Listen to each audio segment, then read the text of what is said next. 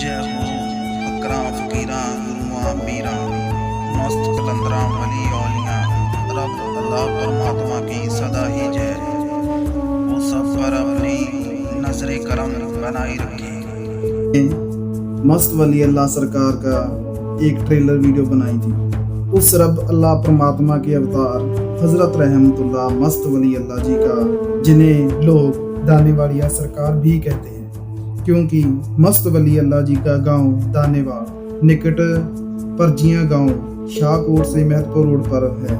उन्होंने दानेवाल में ही अवतार लिया और दानेवाल में ही पर्दा फरमा गए। बाकी जितनी जानकारी हम उनके जीवन और करामातों के बारे में जुटा सके वो सारी आपको आगे आने वाली वीडियो में पता चलेगी। आज आप उसका पहला भाग फर्स्ट पार्ट देखेंगे।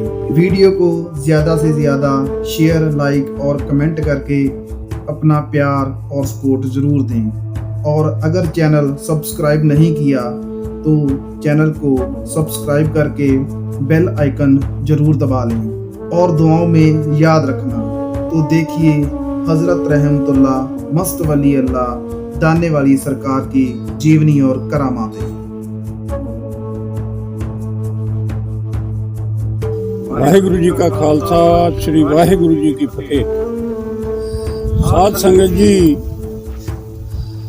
ਅੱਜ ਆਪਾਂ ਵਲੀ ਸਾਹਿਬ ਮਸਤ ਵਲੀ ਸਾਹਿਬ ਜੋ ਦਾਨੇਵਾਲ ਦੀਆਂ ਸਰਕਾਰਾਂ ਵੱਜਦੀਆਂ ਨੇ ਉਹਨਾਂ ਬਾਰੇ, ਉਹਨਾਂ ਦੇ ਜੀਵਨ ਬਾਰੇ ਤੇ ਉਹਨਾਂ ਦੀਆਂ ਕਰਾਮਾਤਾਂ ਬਾਰੇ ਆਪ ਜੀ ਨੂੰ ਜਿੰਨਾ ਕੁ ਵੀ ਦਾਸ ਨੂੰ ਪਤਾ ਉਹਨਾਂ ਕੀ ਮੈਂ ਉਸ ਪਾਸੇ ਨੂੰ ਲੈ ਕੇ ਜਾਵਾਂਗਾ। ਆਪ ਜੀ ਨੂੰ ਉਹਦੇ ਜੀਵਨ ਬਾਰੇ, ਉਹਨਾਂ ਦੀਆਂ ਸਾਰੀਆਂ ਜੋ ਉਹਨਾਂ ਦੇ ਕਰਤੱਵ ਕੀਤੇ ਆ ਉਹਨਾਂ ਬਾਰੇ ਮੈਂ ਆਪ ਜੀ ਨੂੰ ਜਾਣਕਾਰੀ ਦੇ। ਇਹ ਮਸਤ ਵਲੀ ਜੋ ਸਰਕਾਰਾਂ ਨੇ ਇਹਨਾਂ ਦਾ ਜੋ ਜੀਵਨ ਦਾ ਅਸਲੀ ਯਾਰ ਦੋਸਤ ਸੀਗਾ, ਜੋ ਮਿੱਤਰ ਸੀ ਇਹਨਾਂ ਦਾ, ਮੈਂ ਇਹ ਸਾਰੀ ਜੀਵਨੀ ਉਸ ਸਿਧਾਂਤ ਦੇ ਮੁਤਾਬਕ ਹੀ ਬੋਲਾਂਗਾ ਜੋ ਮੈਂ ਉਹਨਾਂ ਦੇ ਕੋਲੋਂ ਸੁਣਿਆ ਹੋਇਆ। ਉਹਨਾਂ ਦਾ ਨਾਂ ਸੀਗਾ ਸਰਦਾਰ ਭਗਤ ਸਿੰਘ ਮਿਸਤਰੀ, ਬਰਾਦਰੀ ਦੇ ਮਿਸਤਰੀ ਸੀ, ਗੋਤ ਉਹਨਾਂ ਦੀ ਰੂਪਰਾ ਸੀ। ਇਹ ਜਿਹੜਾ ਭਗਤ ਸਿੰਘ ਮਿਸਤਰੀ ਸੀ ਇਹ ਇਹਨਾਂ ਸਰਕਾਰਾਂ ਦੇ ਨਾਲ ਬਚਪਨ ਦਾ ਦੋਸਤ ਸੀ, ਜਿੱਦਾਂ ਕਿ ਛੋਟੇ ਬੱਚਿਆਂ ਤੋਂ ਲੱਗ ਕੇ ਜਵਾਨ ਹੁੰਦਿਆਂ ਤੱਕ ਤੇ ਉਹਨਾਂ ਦੇ ਚੋਲਾ ਛੱਡਣ ਤੱਕ ਇਹ ਸੱਜਣ ਸਰਦਾਰ ਭਗਤ ਸਿੰਘ ਹੁਣੀ ਉਹਨਾਂ ਦੇ ਨਾਲ ਹੀ ਵਿਚਰਦੇ ਰਹੇ ਆ। ਇਸ ਕਰਕੇ ਦਾਸ ਨੂੰ ਬੜਾ ਸ਼ੌਕ ਸੀਗਾ ਇਹਨਾਂ ਗੱਲਾਂ ਸੁਣਨ ਦਾ। ਤੇ ਮੈਂ ਛੋਟੀ ਉਮਰ 'ਚ ਤਕਰੀਬਨ 6 ਸਾਲ ਦਾ ਸੀ ਜਦ ਦਾ ਮੈਂ ਇਹਨਾਂ ਦੀਆਂ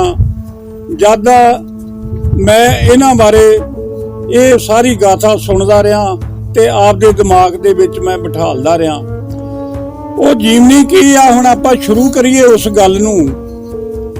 ਉਹ ਗੱਲ ਇੱਥੋਂ ਤੁਰੀ ਕਿ ਸਾਡੇ ਪਿੰਡ ਦਾਨੇਵਾਲ ਦੇ ਵਿੱਚ 2 ਮਸਜਿਦਾਂ ਸੀਗੀਆਂ। ਇੱਕ ਛੋਟੇ ਲੋਕਾਂ ਵਾਸਤੇ ਮਸਜਿਦ ਸੀ, ਇੱਕ ਵੱਡੇ ਅਮੀਰਜ਼ਾਦਿਆਂ ਵਾਸਤੇ ਮਸਜਿਦ ਸੀ। ਅੱਜ ਵੀ ਆਪਣੇ ਸਾਰਿਆਂ ਧਰਮਾਂ ਦੇ ਵਿੱਚ ਇਹ ਕੁਝ ਚੱਲ ਰਿਹਾ। ਅਲੱਗ-ਅਲੱਗ ਗੁਰਦੁਆਰੇ, ਅਲੱਗ-ਅਲੱਗ ਮੰਦਿਰ ਅੱਜ ਵੀ ਆ ਤੇ ਉਸ ਟਾਈਮ ਤੇ ਵੀ ਇਸੇ ਤਰ੍ਹਾਂ ਹੀ ਚੱਲਦਾ ਸੀ। ਛੋਟੇ ਲੋਕਾਂ ਦੀ ਮਸਜਿਦ ਵੱਖਰੀ ਸੀ, ਵੱਡੇ ਲੋਕਾਂ ਦੀ ਮਸਜਿਦ ਵੱਖਰੀ ਸੀ। ਉਸ ਮਸਜਿਦ ਦੇ ਵਿੱਚ ਜਿਹੜੀ ਉਹਨੂੰ ਜਾਮਾ ਮਸਜਿਦ ਕਹਿੰਦੇ ਸੀ, ਜਿਹੜੀ ਵੱਡੀ ਮਸਜਿਦ ਉਹਨੂੰ ਜਾਮਾ ਮਸਜਿਦ ਕਹਿੰਦੇ ਸੀ। ਅੱਜ ਉਸ ਮਸਜਿਦ ਦੇ ਵਿੱਚ ਸਾਡੇ ਪਿੰਡ ਦੇ ਵਿੱਚ ਸੈਂਟਰ ਜਿਹਾ ਦੇ ਵਿੱਚ ਹੀ ਪ੍ਰਾਇਮਰੀ ਸਕੂਲ ਆ।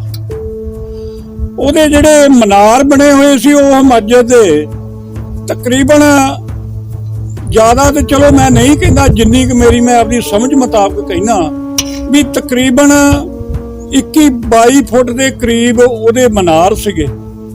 2 ਮਨਾਰ ਉਹਦੇ 21-22 ਫੁੱਟ ਦੇ ਕਰੀਬ ਸੀ ਸਾਈਡਾਂ ਵਾਲੇ। ਜਿਹੜੇ ਸੈਂਟਰ ਦੇ ਵਿੱਚ ਸੀ ਉਹ ਥੋੜੇ ਜਿਹਾ ਛੋਟੇ ਸੀ ਤੇ ਬਹੁਤ ਆਲੀਸ਼ਾਨ ਮਸਜਿਦ ਸੀ। ਸ਼ੁਰੂਆਤ ਕਿੱਥੋਂ ਹੋਈ ਇਹਨਾਂ ਵਲੀਆਂ ਸਰਕਾਰਾਂ ਦੀ?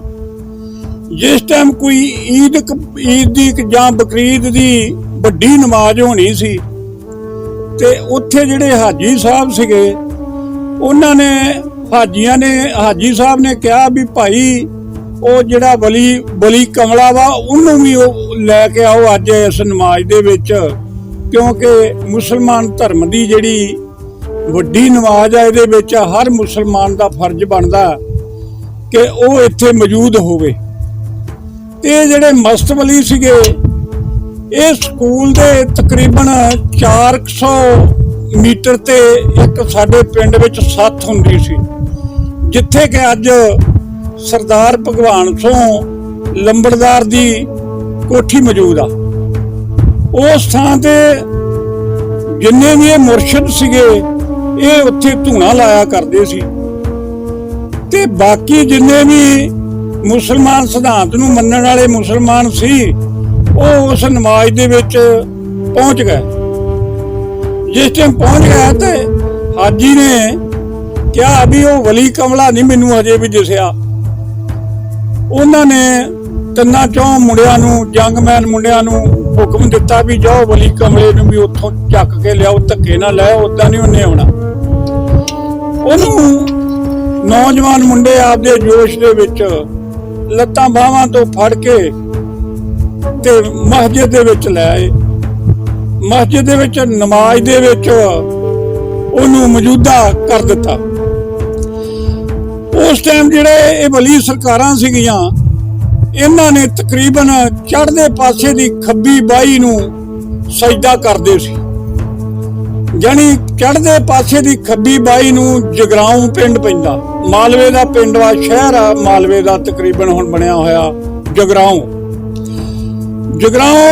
ਕੁਦਰਤੀ ਬਾਜੀ ਪੈ ਰਹੀ ਸੀ, ਨਮਾਜ਼ ਚੱਲਦੀ ਰਹੀ ਤੇ ਵਲੀ ਸਾਹਿਬ ਜਿਹੜੇ ਮਸਤ ਵਲੀ ਸਾਹਿਬ ਸੀ ਇਹ ਇੱਧਰ ਨੂੰ ਅਦਾ ਕਰਦੇ ਰਹੇ ਤੇ ਦੂਜੇ ਮੱਕੇ ਮਦੀਨੇ ਵੱਲ ਨੂੰ ਨਮਾਜ਼ ਕਰਦੇ ਨੇ ਇਹ ਮੁਸਲਮਾਨ ਭਾਈ। ਇਹਨਾਂ ਨੇ ਇੱਧਰ ਨੂੰ ਖੱਬੇ ਚੜ੍ਹਦੀ ਦੀ ਖੱਬੇ ਬਾਈ ਦੀ ਜਾਨੀ ਜਗਰਾਵਾਂ ਵਾਲੀ ਸਾਈਡ ਨੂੰ ਕਰਦੇ ਸੀ। ਨਮਾਜ਼ ਚੱਲਦੀ ਰਹੀ। ਨਮਾਜ਼ ਦਾ ਜਦੋਂ ਆਖਰੀ ਸਮਾਂ ਹੋ ਗਿਆ, ਨਮਾਜ਼ ਖਤਮ ਹੋ ਗਈ, ਉਸ ਤੋਂ ਬਾਅਦ ਇਹਨਾਂ ਵਲੀਆਂ ਸਰਕਾਰਾਂ ਨੂੰ ਚੰਗੇ ਸਿਆਣੇ ਅਹਿਲਕਾਰਾਂ ਨੇ ਪੁੱਛਿਆ, ਉਹਨਾਂ ਹਾਜੀਆਂ ਨੇ ਪੁੱਛਿਆ ਬਈ ਤੂੰ ਇੱਕ ਮੁਸਲਮਾਨ ਇਨਸਾਨ ਆ ਤੇ ਤੂੰ ਮੁਸਲਮਾਨ ਧਰਮ ਦੀ ਤੋਹੀਨ ਕਰਦਾ ਆ, ਤੂੰ ਕਿਹੜੇ ਪਾਸੇ ਨੂੰ ਹੋ ਕੇ ਨਮਾਜ਼ ਕਰਦਾ? ਤੇ ਉਹਨਾਂ ਨੇ ਇਹ ਗੱਲ ਕਹੀ ਬਈ ਮੈਨੂੰ ਤੇ ਖੁਦਾ ਦਾ ਘਰ ਚਾਰ ਚੁਫੇਰੇ ਹੀ ਦਿਸਦਾ ਤੇ ਕਿਸੇ ਦੀ ਜਾਨ ਬਚਾਉਣ ਖਾਤਰ ਮੈਂ ਨਮਾਜ਼ ਕਰ ਰਿਹਾ। ਉਹਨਾਂ ਨੇ ਕਿਹਾ ਵੀ ਤੂੰ ਕਿਹੜਾ ਇਦਾਂ ਦਾ ਔਲੀਆ ਆ ਗਿਆ ਕਿਸੇ ਦੀ ਜਾਨ ਬਚਾਉਣ ਵਾਲਾ? ਦੁਨਿਆਵੀ ਲੋਕ ਸੀ, ਉਹਨੂੰ ਜਾਣਕਾਰੀ ਨਹੀਂ ਸੀ ਉਹਨਾਂ ਬਾਰੇ। ਤੇ ਉਹਨਾਂ ਨੇ ਕਿਹਾ ਵੀ ਤਕਰੀਬਨ ਇਸ ਮੁੰਡੇ ਦਾ ਆਮ ਹੀ ਖਿਆਲ ਇਦਾਂ ਦੇ ਹੀ ਰਹਿੰਦੇ ਆ ਵੀ ਜੇ ਇਹ ਕਹਿੰਦਾ ਵੀ ਉੱਥੇ ਬਾਜੀ ਪੈਂਦੀ ਆ ਤੇ ਉੱਥੇ ਕੋਈ ਪੈਂਤੜੇ ਤੋਂ ਬਾਜੀਗਰ ਉਖੜ ਗਿਆ ਤੇ ਮੈਂ ਉਹਦੇ ਵਾਸਤੇ ਨਮਾਜ਼ ਕੀਤੀ ਆ, ਮੈਂ ਉਹਦੀ ਜਾਨ ਬਚਾ ਰਿਹਾ। ਜਾਨ ਬਚਾਉਣੀ ਕਿਸੇ ਦਾ ਜਾਨੀ ਇਹ ਇੱਕ ਵੱਡਾ ਧਰਮ ਆ। ਤੇ ਉਹਨਾਂ ਨੇ ਜਿਹੜੇ ਅਹਿਲਕਾਰ ਸੀ ਉਸ ਸਮੇਂ ਦੇ ਉੱਥੇ, ਉਹਨਾਂ ਨੇ ਸੋਚਿਆ ਵੀ ਆਪਾਂ ਇਹ ਸ਼ੱਕ ਕੱਢ ਹੀ ਕਿਉਂ ਨਾ ਲਈਏ। ਉਹਨਾਂ ਟਾਈਮਾਂ ਦੇ ਵਿੱਚ ਸਾਧਨ ਸਿਰਫ ਘੋੜੀਆਂ ਹੁੰਦੀਆਂ ਸੀ, ਹੋਰ ਤਾਂ ਕੋਈ ਘੋੜੀਆਂ ਸੀ ਜਾਂ ਸੜਕਾਂ ਤੇ ਕੁਝ ਟਾਂਗੇ ਹੋਣਗੇ। ਮੇਰੇ ਖਿਆਲ ਵਿੱਚ ਵੀ ਸ਼ਾਇਦ ਹੋ ਸਕਦਾ ਉਸ ਟਾਈਮ ਟਾਂਗੇ ਰੱਥਾਂ ਸੀਗੀਆਂ, ਉਹ ਵੀ ਵੱਡਿਆਂ ਲੋਕਾਂ ਕੋਲ ਹੀ ਸੀ। ਪਿੰਡਾਂ ਥਾਵਾਂ ਵਿੱਚ ਘੋੜੀਆਂ ਸੀਗੀਆਂ। ਉਹਨਾਂ ਨੇ ਸਲਾਹ ਕੀਤੀ ਅਹਿਲਕਾਰਾਂ ਨੇ ਵੀ ਆਪਾਂ 5-4 ਬੰਦੇ ਚੱਲਦੇ ਆ, ਆਪੋ ਆਪਣੀਆਂ ਘੋੜੀਆਂ ਲੈ ਕੇ ਤੇ ਜਗਰਾਵਾਂ ਕਿਹੜਾ ਇੱਥੋਂ ਦੂਰ ਆ, ਉਦੋਂ ਤਕਰੀਬਨ ਇੱਥੋਂ ਜੇ ਸਿੱਧਾ ਪੈਂਡਾ ਲਾਈਏ ਤੇ ਜਗਰਾਵਾਂ ਤਕਰੀਬਨ 16 ਕੁ ਮੀਲ ਬਣਦੀਆਂ ਇੱਥੋਂ। ਉਹਨਾਂ ਨੇ ਇੱਥੋਂ ਆਪੋ ਆਪਣੀਆਂ ਘੋੜੀਆਂ ਲਈਆਂ ਤੇ ਇੱਥੋਂ ਚਾਲੇ ਪਾ ਦਿੱਤੇ ਆ, ਸਤਲੁਜ ਦਰਿਆ ਪਾਰ ਕੀਤਾ ਘੋੜੀਆਂ ਨੇ ਤੇ ਜਗਰਾਉਂ ਪਹੁੰਚ ਗਏ। ਜਗਰਾਉਂ ਜਾ ਕੇ ਪੁੱਛਿਆ ਬਈ ਇੱਥੇ ਕੋਈ ਬਾਜੀ ਪਈ ਆ? ਲੋਕਾਂ ਨੇ ਦੱਸਿਆ ਵੀ ਬਾਜੀ ਪਈ ਆ, ਫਲਾਣੇ ਚੌਧਰੀਆਂ ਦੇ ਘਰ ਆ, ਇਸ ਟਾਈਮ ਉਹ ਬਾਜੀਗਰ ਬੈਠੇ ਆ। ਉਹ ਜਿਹੜੇ ਅਹਿਲਕਾਰ ਇਧਰੋਂ ਗਏ ਸੀਗੇ ਦਾਨੇਵਾਲ ਦੇ ਵਿੱਚੋਂ, ਉਹਨਾਂ ਨੇ ਪੁੱਛਦੇ ਪਛਾਉਂਦੇ ਉਹਨਾਂ ਚੌਧਰੀਆਂ ਦੇ ਘਰੇ ਚਲੇ ਗਏ, ਜਿੱਥੇ ਕਿ ਬਾਜੀ ਪੈਣ ਤੋਂ ਬਾਅਦ ਵਿੱਚ ਉਹ ਪਹੁੰਚੇ ਹੋਏ ਸੀ ਖਾਣਾ ਮਾਣਾ ਆਪਦਾ ਖਾਣ। ਉੱਥੇ ਬੰਦੇ ਪਹੁੰਚ ਜਾਂਦੇ ਆ ਦਾਨੇਵਾਲ ਦੇ। ਉੱਥੇ ਜਾ ਕੇ ਪੁੱਛਿਆ ਭਾਈ ਇੱਥੇ ਬਾਜੀ ਪਈ ਨੂੰ ਕਿੰਨਾ ਕੁ ਟਾਈਮ ਹੋ ਗਿਆ। ਉਹਨਾਂ ਨੇ ਸਮੇਂ ਮੁਤਾਬਕ ਦੱਸਿਆ ਵੀ ਇੰਨਾ ਕੁ ਟਾਈਮ ਹੋ ਗਿਆ ਤੇ ਹੁਣ ਅਸੀਂ ਇੱਥੇ ਖਾਣਾ ਵਾ ਤੇ ਕੱਲ ਨੂੰ ਫੇਰ ਬਾਜੀ ਪੈਣੀ ਆ। ਉਦੋਂ ਬਾਜੀਆਂ ਪੈਂਦੀਆਂ ਹੁੰਦੀਆਂ ਸੀ 3-3 4-4 ਦਿਨ। ਉਹ ਪਿੰਡ ਵਾਲਿਆਂ ਦਾ ਖਿਆਲ ਹੁੰਦਾ ਸੀ ਵੀ ਕਿੰਨੇ ਦਿਨ ਬਾਜੀ ਪਾਉਣੀ ਆ। ਉਹ ਉਹਨਾਂ ਦੀ ਆਪਦੀ ਮਰਜ਼ੀ ਹੁੰਦੀ ਸੀ। ਪੁਰਾਣੇ ਲੋਕ ਜਾਣਦੇ ਆ ਇਹਨਾਂ ਗੱਲਾਂ ਨੂੰ। ਉਹਨਾਂ ਨੇ ਕਿਹਾ ਜੀ ਬਾਜੀ ਪੈਂਦੀ ਦੇ ਸਮੇਂ ਕੁਝ ਹੋਇਆ ਇੱਥੇ। ਜਿਹੜੇ ਬੰਦੇ ਇਨਕੁਆਇਰੀ ਕਰਨ ਗਏ ਸੀ ਇੱਥੋਂ, ਉਹਨਾਂ ਨੇ ਕਿਹਾ ਜੀ ਇੱਕ ਨੌਜਵਾਨ ਪੈਂਤੜੇ ਉਖੜ ਗਿਆ ਸੀ ਤੇ ਉਹਦੀ ਜਾਨ ਦਾ ਹੀ ਖਤਰਾ ਬਣ ਗਿਆ ਸੀ ਤੇ ਪਰ ਕੁਦਰਤ ਨੇ, ਅਕਾਲ ਪੁਰਖ ਨੇ, ਖੁਦਾ ਨੇ ਐਦਾਂ ਉਹਨੂੰ ਚੱਕ ਕੇ ਰੱਖਿਆ ਵੀ ਜਿੱਦਾਂ ਕਿਸੇ ਨੇ ਝੋਲੀ 'ਚ ਪਾ ਕੇ ਥੱਲੇ ਰੱਖਤਾ ਹੁੰਦਾ। ਉਸ ਬੰਦੇ ਦੇ ਕੋਲੋਂ ਜਾਣਕਾਰੀ ਲਈ, ਜਿਹੜਾ ਬੰਦਾ ਪੈਂਤੜੇ ਤੋਂ ਉਖੜਿਆ ਸੀ, ਉਸ ਨੌਜਵਾਨ ਨੇ ਖੁਦ ਦੱਸਿਆ ਉਹਨਾਂ ਨੂੰ ਬਈ ਮੈਨੂੰ। ਉਹ ਕਹਿੰਦੇ ਵੀ ਦੱਸ ਕੀ ਹੋਇਆ ਸੀ। ਉਹ ਕਹਿੰਦਾ ਮੈਨੂੰ ਏਦਾਂ ਹੋਇਆ ਜਦੋਂ ਮੈਂ ਪੈਂਤੜੇ ਤੋਂ ਉੱਪਰੋਂ ਬਾਜੀ ਪੈ ਕੇ ਥੱਲੇ ਨੂੰ ਆਇਆ, ਜਾਣੀ ਉਦੋਂ ਜਿੱਦਾਂ ਆਪਾਂ ਚਬਾਰਾ ਕਹਿ ਲੈਂਦੇ, ਚਬਾਰੇ ਜਿੰਨੀ ਉੱਚੀ ਛਾਲ ਮਾਰਦੇ ਸੀ ਇਹ ਬਾਜੀਗਰ। ਫੱਟਾ ਹੁੰਦਾ ਸੀਗਾ, ਫੱਟਾ ਰੱਖ ਕੇ ਉੱਤੇ ਪੌੜੀ ਰੱਖ ਕੇ ਉੱਤੇ ਮੰਜੇ ਬੱਧੇ ਹੁੰਦੇ ਸੀ ਉਹਨਾਂ ਪੌੜੀਆਂ ਦੇ ਉੱਤੇ, ਤੇ ਉਹਦੇ ਉੱਪਰ ਦੀ ਟੱਪਣਾ ਹੁੰਦਾ ਸੀ। ਬਾਜੀਗਰ ਪੈਂਤੜੇ ਤੋਂ ਉਖੜਿਆ, ਉਹਦੇ ਅੰਗ ਪੈਰ ਟੁੱਟਣ ਦਾ ਇੱਕ ਬੰਦੇ ਰਿਹਾ। ਉਹ ਆਪ ਦੀ ਜ਼ਬਾਨੀ ਉਸ ਟਾਈਮ ਉਹਨਾਂ ਨੇ ਦੱਸਿਆ ਵੀ ਮੇਰੀ ਜਾਨ ਵੀ ਜਾ ਸਕਦੀ। ਬਾਜੀਗਰ ਦਾ ਵਾਕਿਆ ਇਹ ਸੀ ਕਿ ਸਾਡੇ ਪਿੰਡ ਤੋਂ ਦੂਰ ਕਿਸੇ ਸ਼ਹਿਰ ਦੇ ਵਿੱਚ ਬਾਜੀਗਰ ਆਪਣਾ ਤਮਾਸ਼ਾ ਦਿਖਾ ਰਿਹਾ ਸੀ ਔਰ ਉਹ ਤਮਾਸ਼ਾ ਦਿਖਾਉਂਦੇ ਗਿਰਿਆ।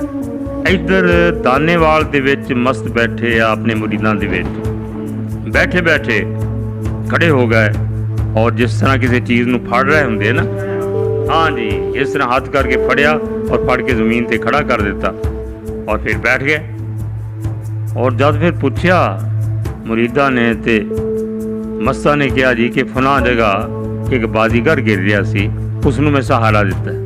ਚੁਨਾਂਚੇ ਫਿਰ ਲੋਕਾਂ ਨੇ ਬਾਅਦ ਦੇ ਵਿੱਚ, ਅੱਜ ਕੱਲ੍ਹ ਦੀਆਂ ਸਹੂਲਤਾਂ ਤਾਂ ਨਹੀਂ ਸੀ ਕਿ ਫੌਰੀ ਤੌਰ 'ਤੇ ਉਹ ਮੋਬਾਈਲ ਹੋ ਜਾਂਦਾ, ਬਾਅਦ 'ਚ ਵੀ ਪਤਾ ਕੀਤਾ ਤਾਂ ਵਾਕਈ ਉਹਨਾਂ ਨੇ ਕਿਹਾ ਕਿ ਇੱਥੇ ਬਾਜ਼ੀਗਰ ਤਮਾਸ਼ਾ ਦਿਖਾ ਰਿਹਾ ਸੀ और वो रस्से तो गिरा है और मस्त आदमी ने।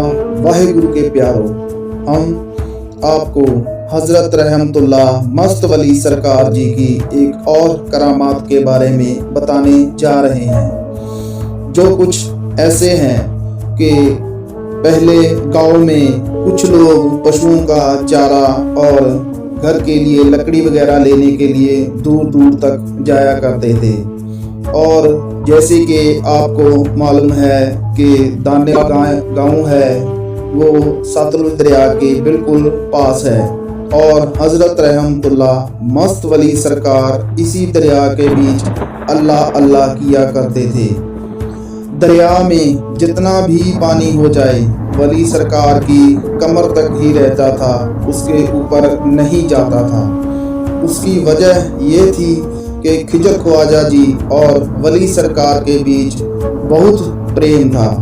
जब वली सरकार पर्दा फरमा गए तब डेरे में कुछ लोगों द्वारा बुरे काम किए जाने लगे, तो ख्वाजा साहिब ने लोगों को एक बार वार्निंग दी।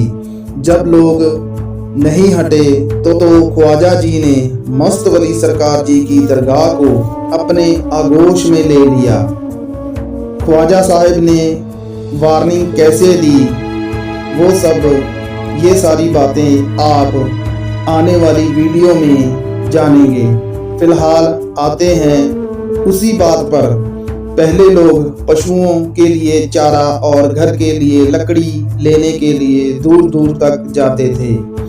दरिया पास होने की वजह से कई बार जब पानी कम होता था तो गांव के लोग दरिया के पार भी चले जाते थे।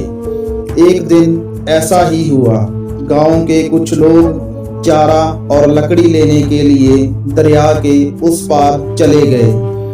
उनके जाने के बाद धीरे धीरे दरिया का पानी बढ़ने लगा और शाम भी होने लगी थी। उधर वली सरकार जी भी दरिया में ही थे। वो तो सब जानते थे।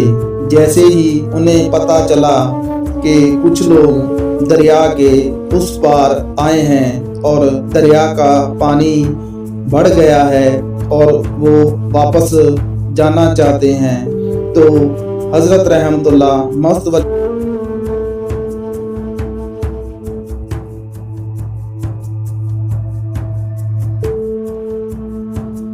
ਉੱਥੋਂ ਫਿਰ ਉਹਨਾਂ ਬੰਦਿਆਂ ਨੂੰ ਯਕੀਨ ਹੋਇਆ, ਉਹਨਾਂ ਨੇ ਸਾਰਾ ਯਕੀਨ ਉੱਥੋਂ ਲਿਆ ਜੋ ਇਹਨਾਂ ਨੇ ਮਸਤ ਵਲੀ ਨੇ ਉਹਨਾਂ ਨੂੰ ਇੱਥੇ